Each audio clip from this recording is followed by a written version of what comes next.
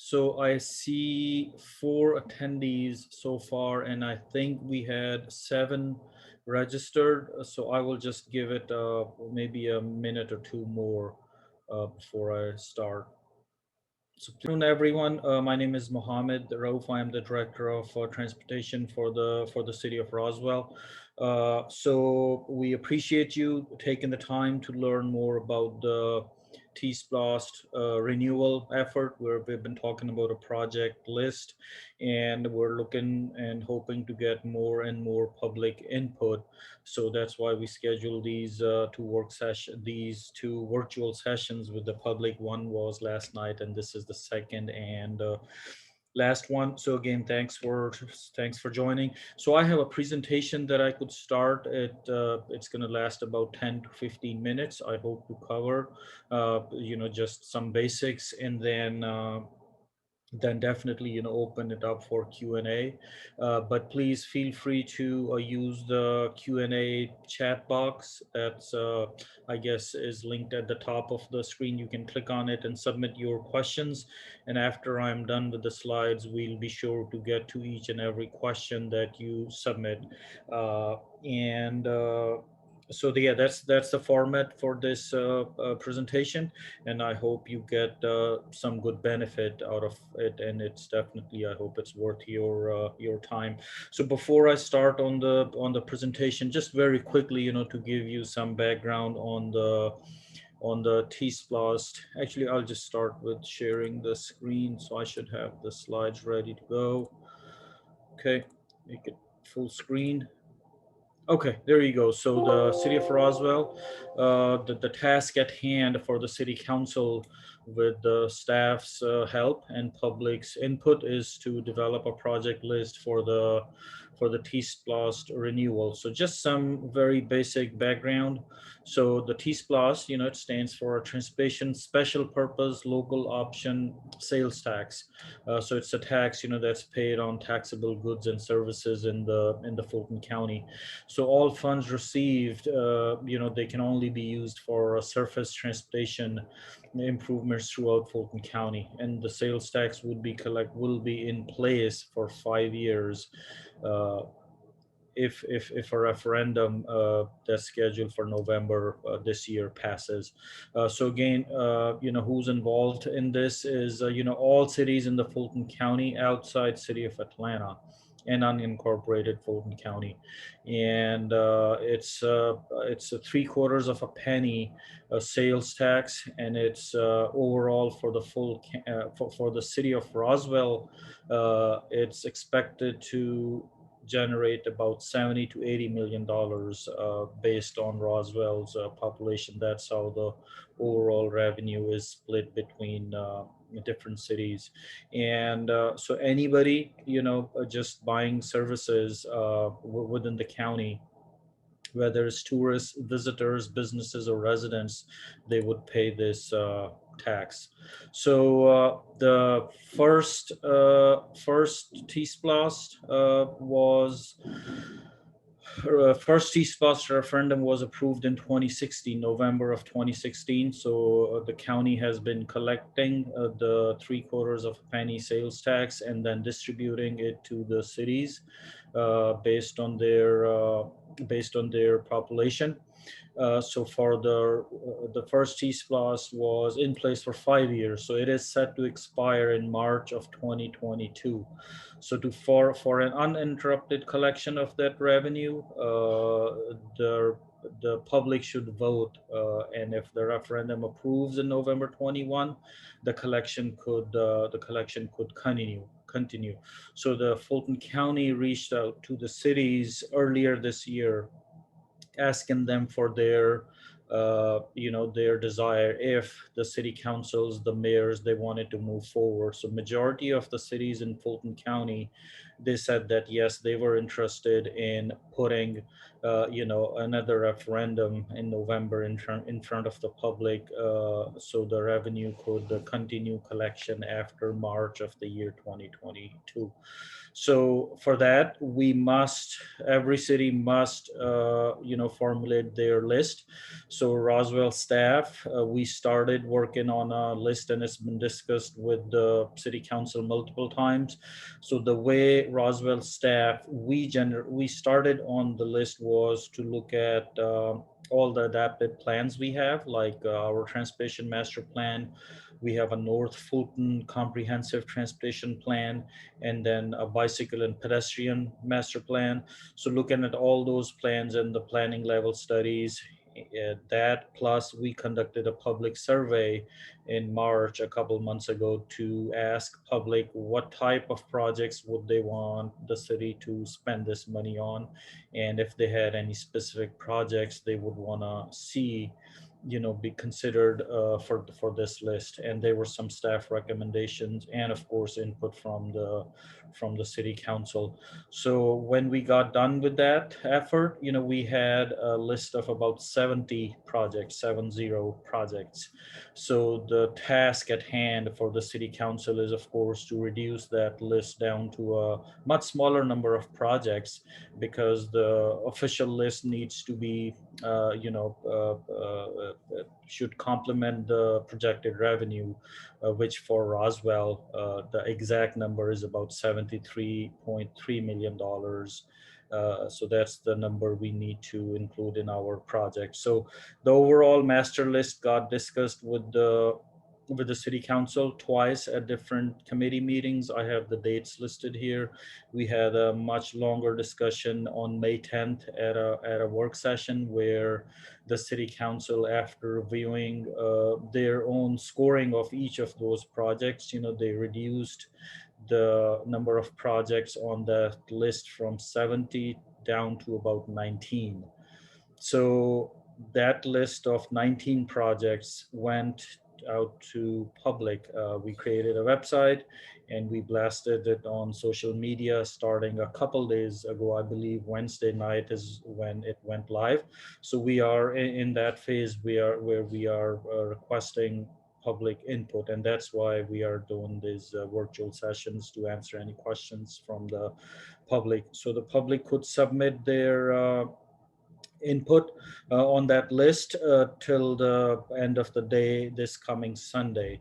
And after that, we'll just go back to the city council on a scheduled meeting for this coming Wednesday. So that's the May 26th date. So whatever input we hear from public till the end of the day Sunday, we'll discuss that with the city council at this meeting on May 26th. And that's where the city council will have to shrink the list, reduce the list further, just not by much, but just by a small percent of the total amount, to make it a financially constrained list. The next step is for the city council to approve that final list that has to be exactly at $73.3 million. And that the last opportunity for the city to make that decision is June 14th at a city council meeting. And of course, that the June 14th city council meeting is a public meeting, open to public. Public can voice their opinion on the decisions. So the next step, if it continues to move forward, the next step would be, to educate the public on the approved list. And we hope to do that, in a couple months prior to the referendum in November. And the date for the actual referendum is November 2nd. So here is the list. It looks about it's the information is exactly the same as it is on the on the public website that's out for public input. So I'm not necessarily going to go down the list over each of these projects, but you have access through the website to these projects. If you have any questions, yeah, please start typing up in the chat box and we'll get to them in a few minutes. So that's remaining. It's a total of 19 projects, I believe. And here is a map that is also included on the website that just shows you the type of projects and where they are located in the city of Roswell.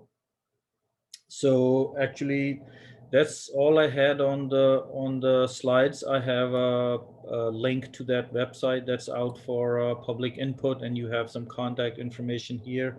But before we finish on the slides, actually, let me unshare the screen, so maybe you could see the staff better, because we'd be doing more talking now. But I want to just quickly give an update to the attendees on the T-Splost One project. So that's a question that came up yesterday. So I'll just take maybe 3-4 more minutes and quickly tell you what we have done with the initial T-Splost that got approved 5 years ago in 2016. So we had about six projects, actually seven projects on that one. So I'll just quickly give you a status of each one of those projects. So the first one, the Rucker Road Corridor Improvement Project. So we did that in partnership with the city of Alpharetta, and that's 100% complete. The next project is, you may be familiar with the Big Creek Parkway project. We split that into two phases. So the first phase is the intersection of Holcomb Ridge and Warsaw Road, and that actually started construction just the documents got signed a couple months ago, and they started clearing earlier this week for some major utility work. And soon after that's done, in the next couple months, you would see some major construction activity for that project. The next phase of that project, the Big Creek Phase 2, so that's the road that connects Holcomb Bridge, Warsaw, all the way across 400 with a bridge on the other side to Old Alabama Road. So that's a much bigger project. We hope to start procuring a design build team for that one later this year. And soon after that, hopefully at the beginning, springtime of next year, we could see construction activity start on that one. Next project on the list was on the T-Splost initial list was Holcomb Bridge and the 400 interchange. So we got the city council, we got around an opportunity when GDOT, the state DOT, came to us talking about their express lanes project along 400. The city council, they had the vision and they knew the issues with the current interchange. So we just had several conversation, and the outcome of that is an intergovernmental agreement for city and state DOT to be a financial partner in complete reconstruction of the interchange of Georgia 400 and Holcomb Bridge as part of the GDOT's Express Lanes project. So that's huge, because such a large project, to be done just by the city funding just did not make sense. So that was a good, huge accomplishment for the city council. Next project on the list is Oxbow Road, Highway 9 and Oxbow Road project. So we've had some major issues on that project. It started construction, but now the construction is at a standstill for the last few months. We are getting very close to restarting with the help of the city council. City council needs to make some decisions before the construction could be restarted. So that has been actively worked on for the past many months. And again, like I said, we hope to have the construction started soon. We are getting close. The next project is the old Holcomb Bridge Road Bridge. So some of you may remember the realignment effort we did for the Big Creek Parkway project.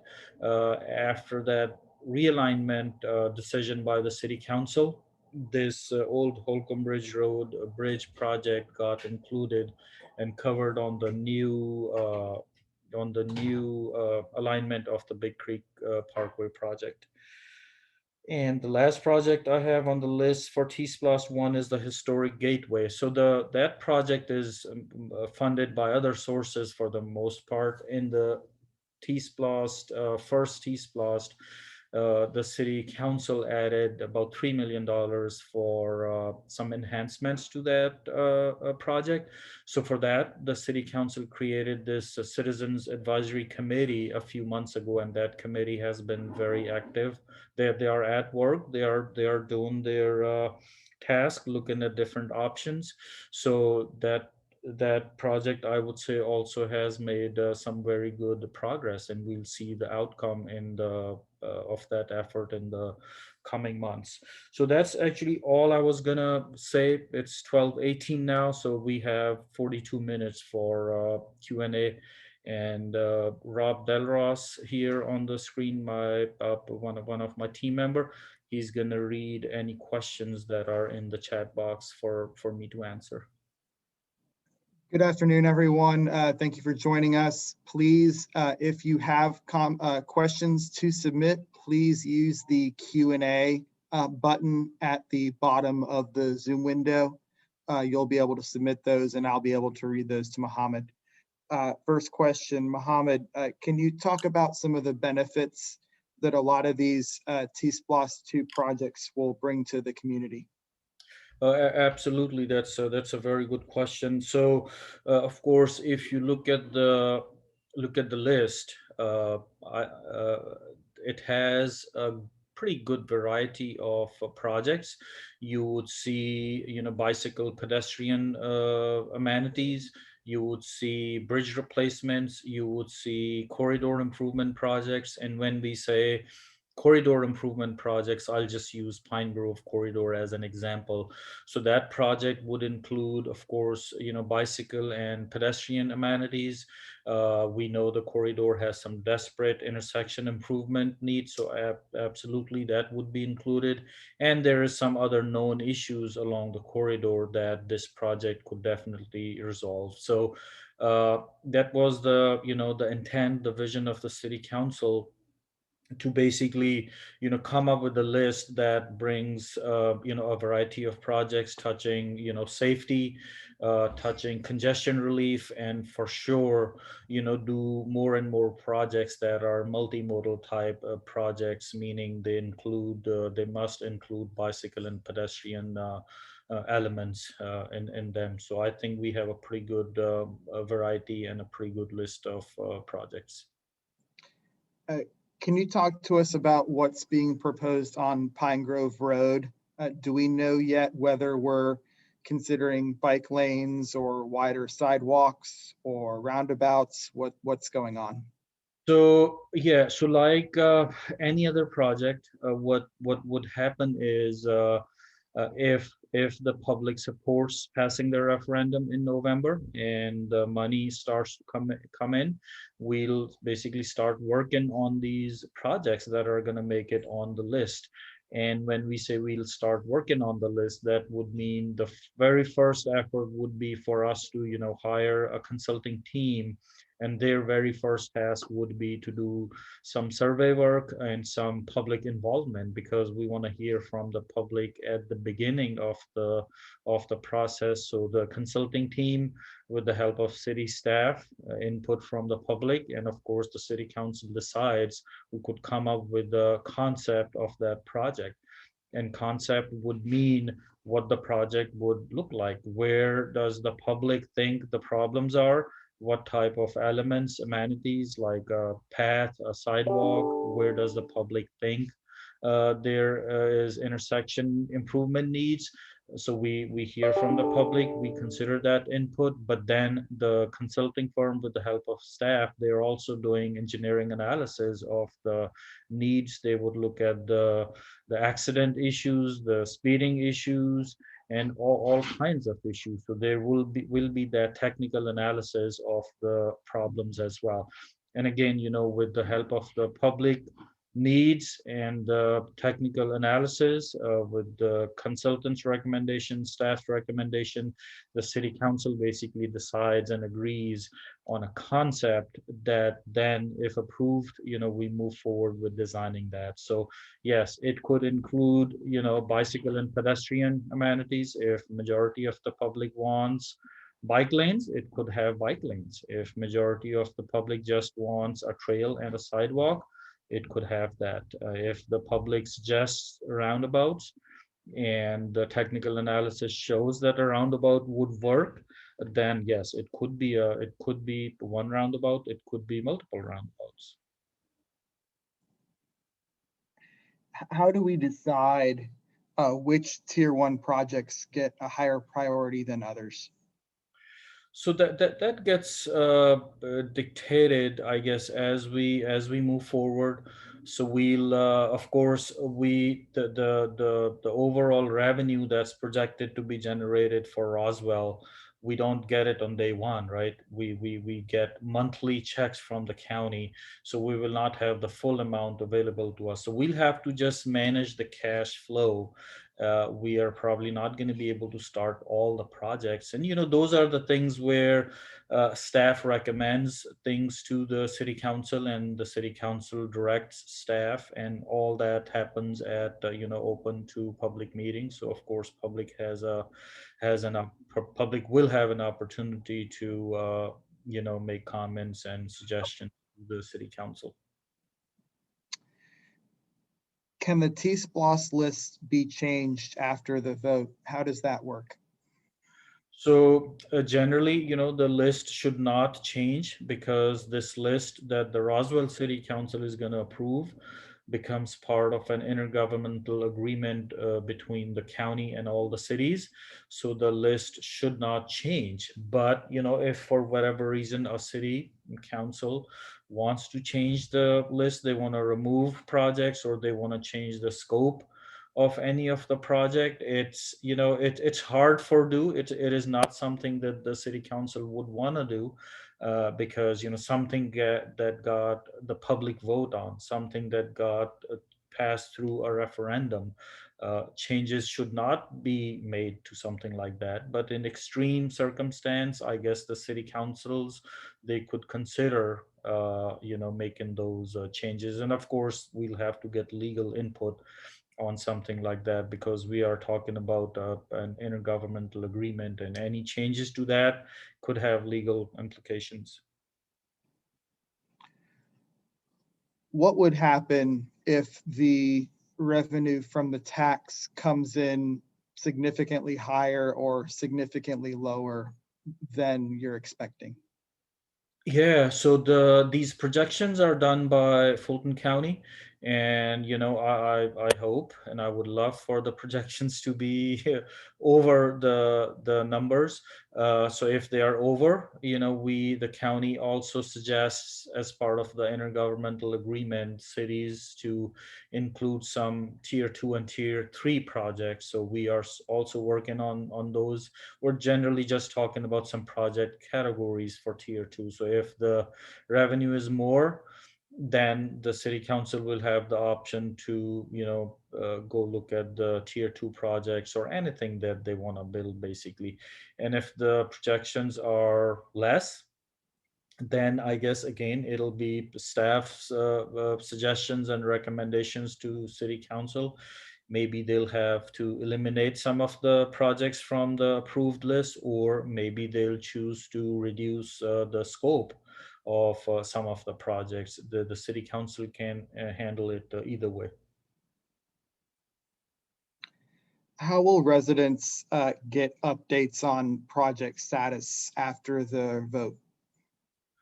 So we'll just continue on that. We'll just continue to update the city's website on the T-Plus topic, and Fulton County, they also have a website that they maintain that gives you a high level project status. But of course, at any time, citizens can reach out to the city staff with any questions.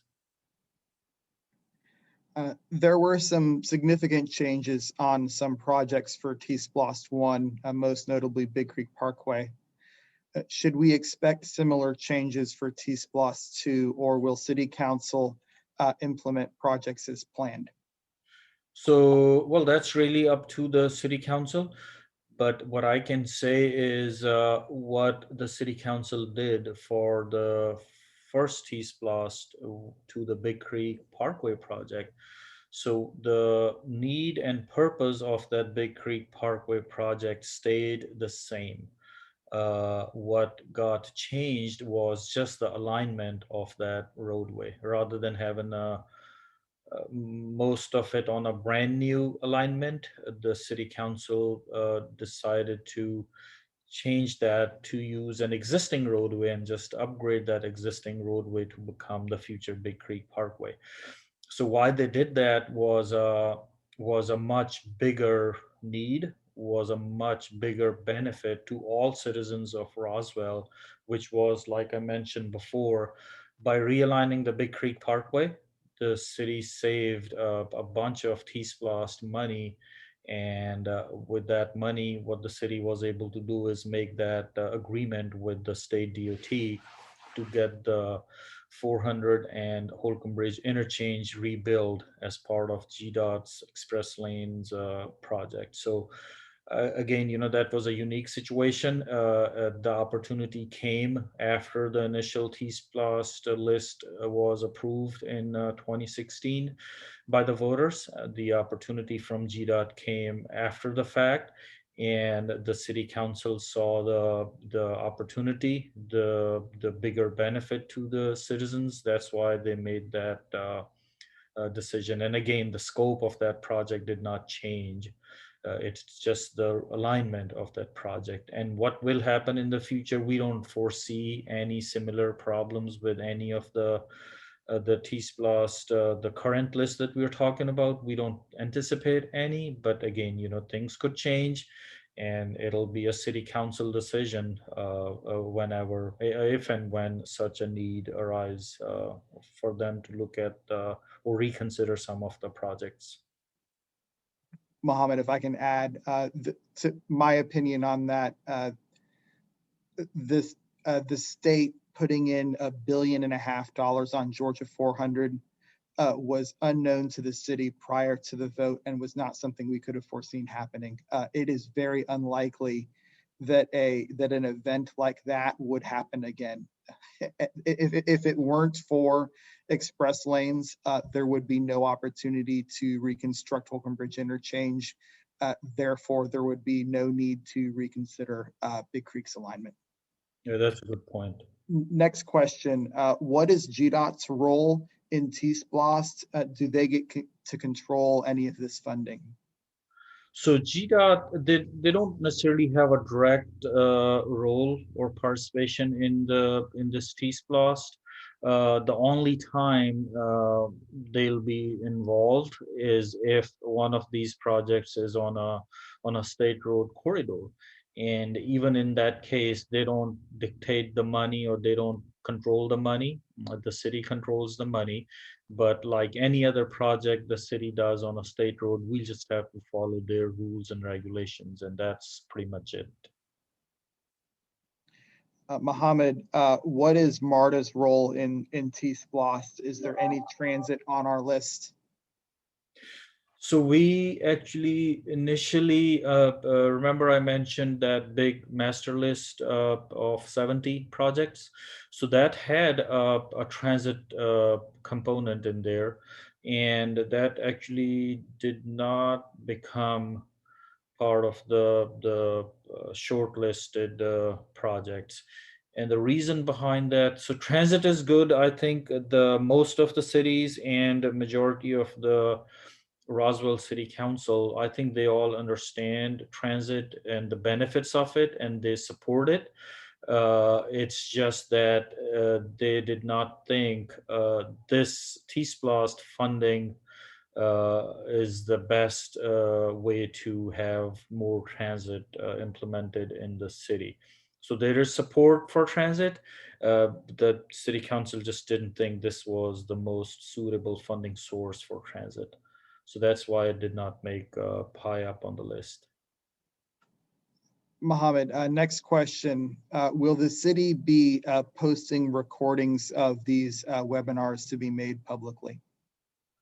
Uh, I think so. Rob, can you confirm that? Or Sure. My response to that was that's not something we've originally planned, but that's something that Mohammed and I can work through community relations staff and IT to see if that's something that we could do within the next week or so. I can't commit to that, but we will try. Yeah, so I would answer it that if it's if it's technically possible, if it's being recorded and it's possible to put it up, then absolutely, we would work with the community relations department in the city to make it happen, as long as it is being recorded and possible to upload. I don't see why not. So we will make that work. Next question, can you talk to us a little bit about Riverside and what's planned along the river?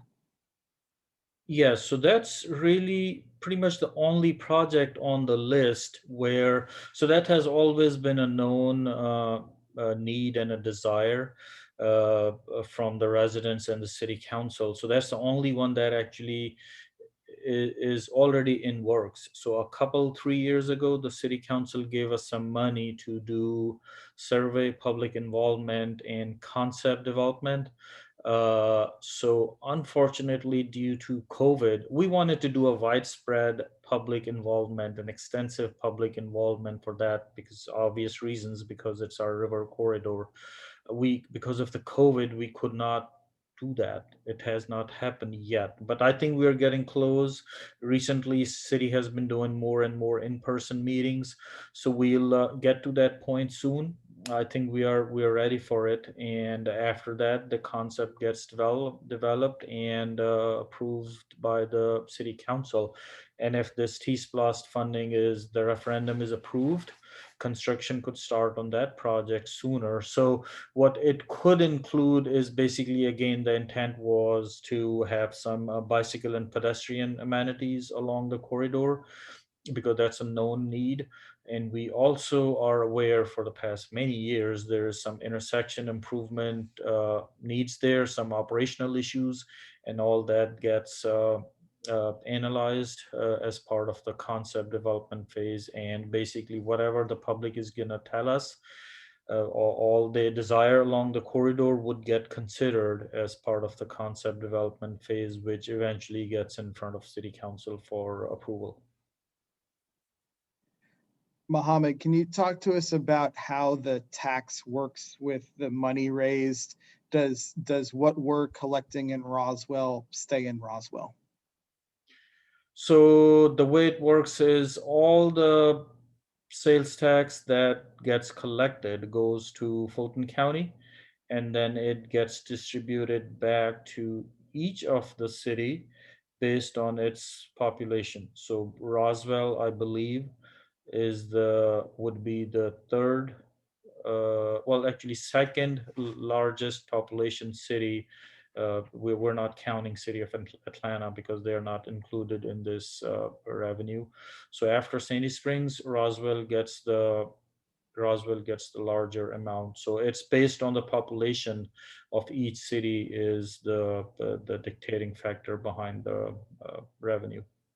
It ends up being about 16% of every penny collected across the entirety of Fulton County, not including City of Atlanta, based on population. Next question, can you talk to us about the planned medians on Holcomb Bridge Road? Where will they be located? Are they going to look like 92 with trees? What are your thoughts? So for for that project, so we have some construction cost estimates that are also listed on the list that public has access to these days to provide input on. So for that Holcomb Bridge median projects, we are saying the limit of that project would be, Old Alabama Road all the way to the city boundary, basically. So we got about, I believe, $540,000 or $640,000 allocated for that project. So what that's gonna get us is about 2 to 4 medians, about 50 to 150 feet length, generally located mid-block, just kind of to give a narrower look to the corridor in places where it has just a very wide look. So I'm talking about areas where there is two travel lanes in each direction, and then there is a center turn lane with a not of lot of driveways. So that the existing turn lane at places is just basically a waste. So some of these medians could go there. The unfortunate part is that the width that is available to do and install some of these medians is not wide enough per GDOT standards to install large trees like Highway 92. The standards have changed. GDOT may have permitted it for 92 a lot of years ago, but not anymore. So if the city said that we absolutely want large trees, that would mean we would need to construct much wider medians. And what that would mean is we'll have to basically do a road widening project and move in lanes towards the outside, move in curb and gutter, any existing sidewalks, and maybe potentially buy some properties, acquire some right of way to do that. And if that would be the intent of the city council, then we're talking about a multi-fold increase in the estimated cost of that project. So for now, the vision is just to have two to four small medians along the stretch. Mohammed, when can we expect the T-Splost 2 projects to be completed? So, like I said before, we'll just have to,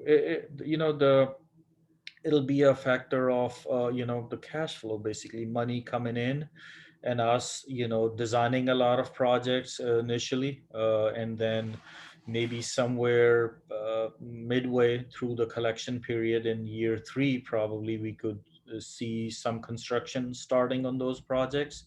And then majority of the construction could possibly be, in the year 4 and 5, and even after the collection. Like I mentioned, some of the T-Splost 1 projects that got started after the 2016 approval of the referendum. We are completed with at least one. We have deal with GDOT, and then couple are under construction, and then one is going to start construction basically after the collections for T-Splost 1 stops. So it's just a matter of basically cash flow and how much we can process through the system. Basically, it takes a lot of work. City council makes several decisions along the life of a project, so that takes time. That takes a lot of background work, and so we'll be doing that in addition to all the regular duties we perform, maintaining the city, doing projects as from the money we get as part of general fund. And then one unique thing about the T Plus 2 would be it has a lot more projects on the list than the T Plus 1.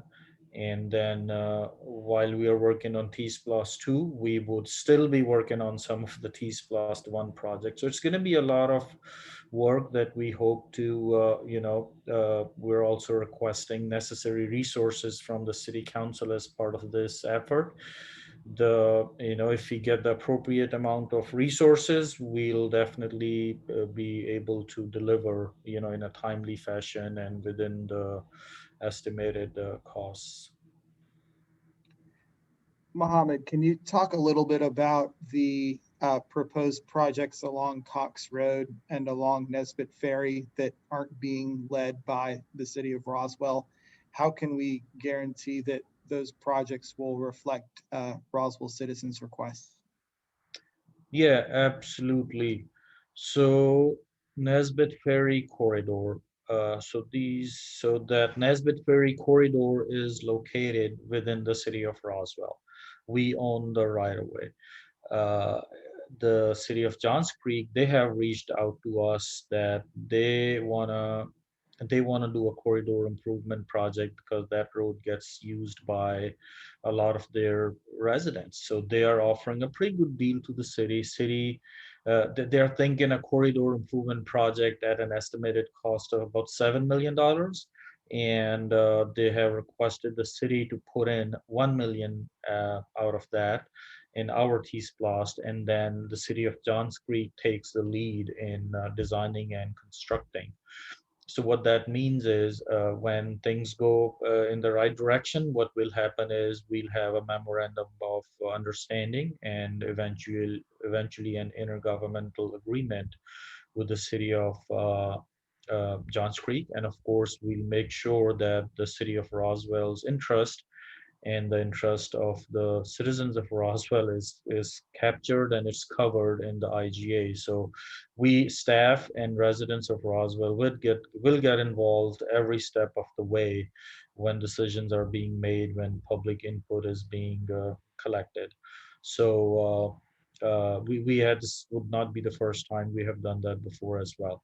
So going over to the two intersections on Cox Road, so they are both located in the city of Milton. And that's where, but again, they are just right near the city boundary line. So a lot of residents of Roswell, they complain to us. That's been happening for years, where basically what we are able to do is, send those complaints to the city of Milton because they are the owner of those intersections. So in that case, city of Milton again reached out to us and they said that we want to improve these two intersections. Can you, city of Roswell, financially help at about 25% of the cost? So the city council is considering that. They are listed on our list that's being shared with the public. And again, if things move forward, we'll have a memorandum of agreement and an IGA, of course, preserving city of Roswell's and the citizens' interests on those projects as well. Last question, Mohammed. Can you talk a little bit more about who picked the proposed projects? Did the area of town that they're located in come into consideration? What went into that effort? Yeah, so that was pretty an extensive effort, I'd say. I think I briefly mentioned it before. So the initial list that City Council started considering had about 70 projects, and they came from some of the adopted plans. That's, like I said, Transportation Master Plan, North Fulton Comprehensive Transportation Plan, and our bicycle pedestrian master plan. So when we say a master plan, that means that plan went through its own extensive public input phase at its time whenever that plan got developed. So we took projects from that plan. In March, a couple months ago, we again did a week-long public input process where we asked public how important they thought were different categories of projects. So we got that good public input. We also asked public at the same time if they wanted to see any specific projects on the list. So we absolutely took that into consideration to create that 70 project list. And it had some staff recommendations and some elected official recommendations as well. So I think we did a pretty good job and an extensive effort to create that big list. But that total list had, the projects that were worth like over 150, maybe $200 million initially. But we had to, the task for the city council and staff had been for the past few months to reduce that list down to the expected projected revenue. So that's what we have been working on for the past several months. That's all we have, Mohammed. Again, thank you to the attendees. I love doing these. I hope we can do a lot more this summer. Looking forward to the vote. Any final comments, Mohammed? Yeah, I think I'm good. We appreciate everybody's time, and please, fill that or provide input through that website, the public survey that's out. Share it with your friends and family. We love to hear more and more from our public, so the end product, meets the residents' expectations. That's the goal here. So I guess that's it. So we'll close the meeting now.